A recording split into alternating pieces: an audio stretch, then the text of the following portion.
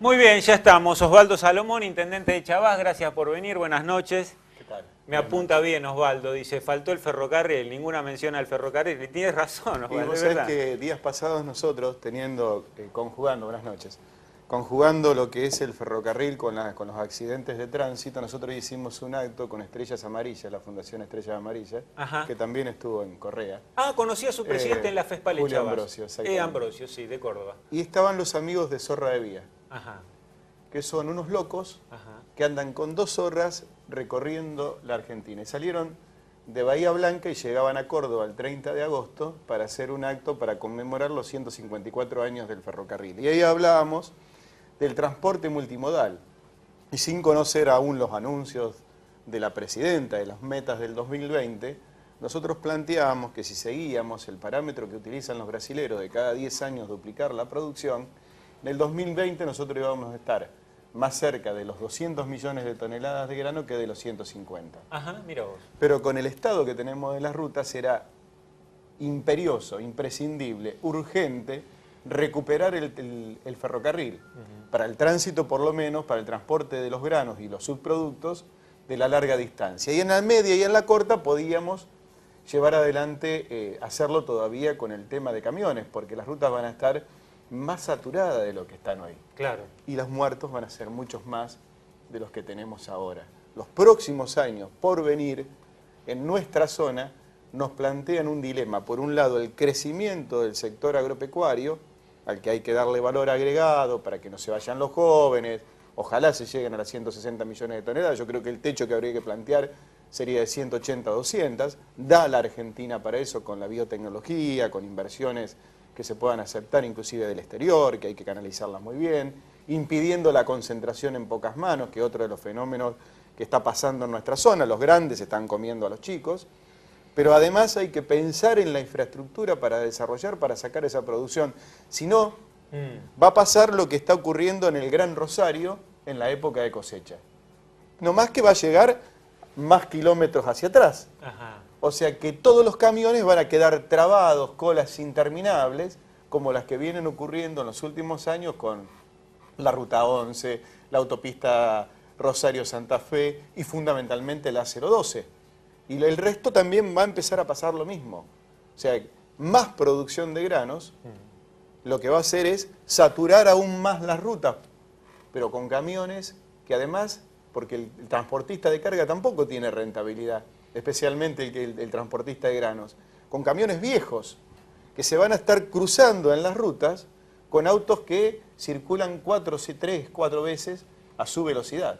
¿Cuántos muertos ocurrieron en la ruta 33? No sé si tienen computados el último año, ¿cómo lo llevan, Osvaldo? Nosotros tenemos una cifra que es patética y trágica, ¿no? Y de la cual nadie parece haber tomado nota. En 13 meses, en el trayecto que va desde Chavás a Pujato, murieron 21 personas. Una barbaridad. Eso es una locura. Ahora, ¿por qué se muere la gente? Los que quieren simplificar el problema van a decir que por el error humano, es cierto. Y sí. Como lo plantea el ingeniero Laura, ¿no? Que habla de los 13.500 kilómetros de autopista que podríamos hacer usando el impuesto al combustible a 2.000 kilómetros de autopista por año. 7 años tendríamos 13.500 kilómetros de autopista, se reasignáramos partida presupuestaria y resolveríamos el problema del transporte en la Argentina, y de 8.500 muertos, que es la cantidad de habitantes que tiene Chavás, pasaríamos a 1.000. Ahora, ¿por qué se mata a la gente? ¿Por el error humano? Sí, por supuesto. Pero fundamentalmente porque las rutas que tenemos no están en condiciones, porque las autovías que se anuncian no se construyen, y porque además hay una absoluta ausencia de parte del Estado, nacional y provincial, en lo que tiene que ver con los controles. No hay controles de alcoholemia, nadie mira si vas con el cinturón de seguridad o no, si van 6 o 4 arriba de un auto, si hay niebla o algún otro fenómeno climatológico que diga que no se puede transitar por una ruta o que hay que tener tránsito asistido. Es muy curioso esto de escuchar los anuncios. Está cortada la autopista Rosario-Buenos Aires, está cortada Rosario-Santa Fe, pero no se corta la 33, no se corta la 9, no se corta la 34. ¿Por qué? Somos ciudadanos de segunda. Ajá. Nos podemos matar nosotros. Y la niebla la misma.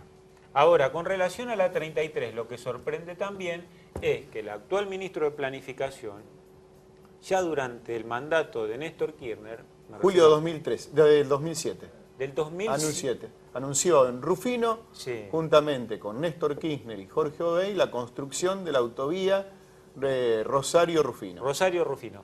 Y a partir de ahí se encargaron los estudios a las consultoras para por dónde va la traza, el ancho que debe tener y todo lo demás. Los resultados de esa consultora parece que todavía no están tampoco, es No, decir... es más, no tenemos ningún proyecto hoy. Ahora se llamó a licitación en un anuncio que se realizó el año pasado, también en Rufino, a mitad del año pasado en Rufino, donde se contratan 4 consultoras en 4 tramos, uno que comprende hasta San Eduardo, o sea, sería Rufino para tenerlo, el otro hasta Chovet, hasta la entrada de Chovet, Venado Tuerto, la zona 2, la zona 3 es Chovet Las Flores, o sea, sería Firmat Chavás, y la zona 4 sería Casilda Pujato, que es la llegada hasta Rosario. Las consultoras presentaron los proyectos, están adjudicados los tramos 4 y 3, no están adjudicados los tramos 1 y 2. Por lo tanto, todavía no se firmaron los contratos ni se dieron los anticipos financieros como para que las consultoras empiecen a trabajar. Si esto se hace, pues, supongamos que se aceleren los tiempos por los problemas legales que hay en el tramo 1 y en el tramo 2 y quieren sacarlos todos juntos, para que no haya un conflicto político con Rufino y con Venado Tuerto, se podría estar firmando en octubre, podrían empezar a trabajar en noviembre, pero tienen un año, para ser más exacto, 360 días, tienen 360 días para elaborar el proyecto y los pliegos, que luego van a consideración de vialidad, o sea que nos vamos a final del 2012. Vialidad, supongamos que en tiempo récord, en un par de meses, los acepte y llame a licitación. Llamar a licitación son 3 meses, adjudicar son 3 meses más, 3 meses más son firmar los contratos y el inicio de obra generalmente son otros 3 meses. O sea, a fines del 2013, principio del 2014, veríamos la primer máquina trabajando, si todo sale bien y no hay ningún problema legal como el que hay ahora, por ejemplo, o sea que puede haberlo, y no desaparecen los fondos, que también hay que conseguirlos con créditos internacionales, si llegan los fondos, podríamos estar viendo el fin del 2014, a principios del 2014, la primera máquina que empiece a construir la autovía. De ahí son 5 años. Vuelvo a la referencia del ingeniero Laura. Él dice que en el 2010 había 9 millones de vehículos en la Argentina y que en el 2020 va a haber 20 millones de vehículos. Pero además va a haber 160 millones de grano, por lo menos es el objetivo que ha planteado el actual gobierno. La autovía va a estar saturada para ese momento. Pero desde hoy, hasta que la autovía esté terminada, lo que hay que contar es cuánta gente más de mi pueblo, de Chavás, de Casilda, de Pujato, de Firmat, etcétera, etcétera, va a morir en la Ruta 33. Porque si no tomamos las medidas que, por ejemplo, permitan tener, a ver algunas, hay que repavimentar urgente la Ruta 33, 20 años de concesión. Cuando la concesionaria había 30 millones de grano en la Argentina, hoy hay 100. La ruta está peor, ¿por qué? Porque tiene mucho más tránsito. Claro. Está peor porque está más desgastada, pero además está saturada de vehículos. Y hay el doble del parque automotor de lo que había hace 20 años. Entonces, hay que repavimentarla. Se puede construir la tercera mano. Entre Jesús María y Córdoba, lo que vos acababas de decir antes, escuchaba el relato de cómo cambia la realidad cuando salís de Santa Fe. Entre Jesús María y Córdoba, por ejemplo, construyeron entre pueblo y pueblo la tercera mano que va descomprimiendo el tránsito pesado. Sí. O sea, los camiones se tiran a un costado, pasa el tránsito liviano. Se hace mucho más ágil todo esto. Las obras de travesía, que son los tortugones centrales, como los que hay en Murpi, por ejemplo, con semáforo inteligente, que cuando vos venís más de 60 kilómetros se prende la luz roja y si cruzás te cobran la multa porque la fotocélula inmediatamente te fotografía. Las bicisendas en los pueblos, digamos, son las obras que podríamos empezar a hacer ya. Y lo otro son los controles de tránsito. Fui a Córdoba, hice 600 kilómetros en Córdoba, 8 controles de tránsito. Con Miguel del Cel hicimos 60.000, 70.000 kilómetros en la provincia de Santa Fe. No me pararon en ningún lugar. Créanme, lo digo con dolor, no lo digo para enrostrar a alguien. Ya no soy candidato a nada, dejo de ser presidente comunal de Chavás el 10 de diciembre. Pero la realidad es que en 60, 70.000 kilómetros a mí no me paró nadie para controlarme. Y en Córdoba, en 600 kilómetros me pararon 8 veces. De todo lo que dice, suena medio deprimente asumir que la autovía esté lista para el 2020, dentro de Es difícil. 9 años. Es difícil, pero por eso está la gente en la calle. Por eso sale la gente a la calle, porque nosotros vivimos enterrando gente. Sí. No, Es, el es drama dramático, es duro, ¿eh? es Pero si vos te venís conmigo al cementerio de Chavás con una cámara, la nueva hilera de nichos que nosotros tenemos, que se ha construido durante los últimos 10 años, vas a ver muchas fotos de gente joven que se mató en la ruta. No es casualidad que se maten más los jóvenes, porque los jóvenes, obviamente, generalmente son más imprudentes, pero no vamos a transformar en culpable a las víctimas. No hay controles. Claro. Y además son los que salen de noche, y los que consumen más bebidas alcohólicas, y los que menos experiencia tienen para manejar.